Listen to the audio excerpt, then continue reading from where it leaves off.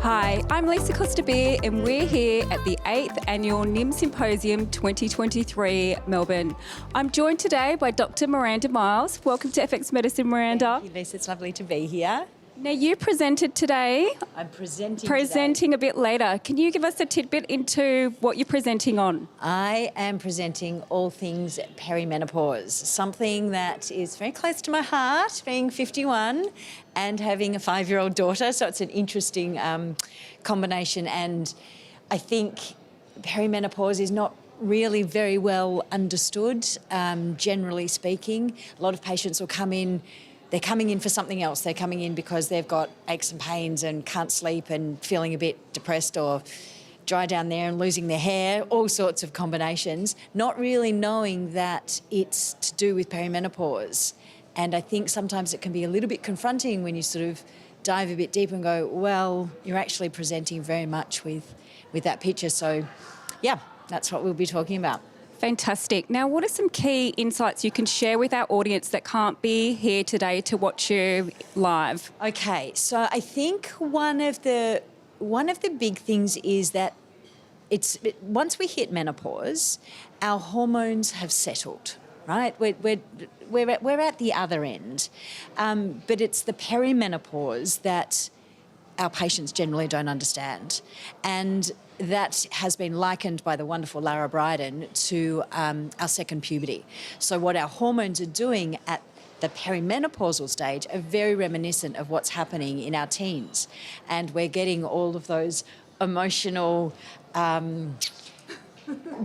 outbursts that happen in that adolescence time. That's all happening again in perimenopause, but we don't understand it. And it's always, for me, one of the key things is we tend to talk a lot about estrogen. You know, we need to clear estrogen because estrogen's dominant. Estrogen is not dominant per se. It's just that the progesterone is dropping away as it's meant to, leaving estrogen to be seemingly dominant, but it's the progesterone, as I see it, that causes a lot of, particularly the emotional issues associated with perimenopause, the mood swings, the forgetfulness, the depression, the anxiety that can come. I know for myself, one of my first symptoms was not hot flushes and night sweats. For me, it was this emotion that would come on like 0 to 100, like that. And I could not understand where that was coming from. But with each stage that we go through with perimenopause, our hormones just need time to recalibrate. We're not going to be like that forever. That's the other thing. You know, perimenopause is not a cacophony of hormonal fluctuations. It's a very ordered process. It's just everyone goes through that process differently. So symptoms are transient.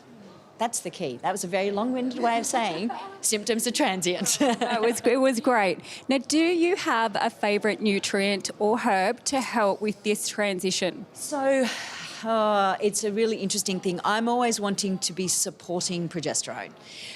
So Vitex, peony, B6, a lot of people say, well, why are you doing that if progesterone's low? It's because I'm not trying to make more progesterone. I'm trying to support the body to maintain its progesterone for as long as we can.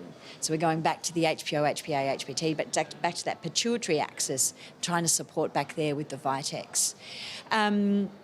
So that, then B6, absolutely, just as a nutrient. Hops, I love hops. It has a very specific marker in it that resembles 17-beta estradiol, which is an important process for those estrogen levels. Do you dose high or low with hops? Medium, I think. No, probably lower end with hops. Interesting question.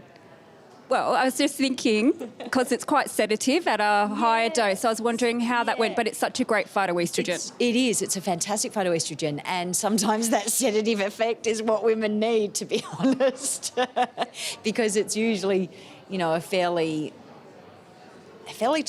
can be a tumultuous time if they're not understanding what's going on. And I think that's really key. They need to understand what's going on. Yeah. Fantastic. Now, you've done a podcast with us that you did with our ambassador, Emma, and that was on thyroid health. So check that out if you haven't already. Where else can our viewers connect with you? Okay, so on social media, I'm at the natural doctor _ that's on all platforms. Jump on my website, mirandamyles.com.au. Lots of podcasts. I've been on lots of different podcasts, so they're sort of all on my website as well, splattered all over the place.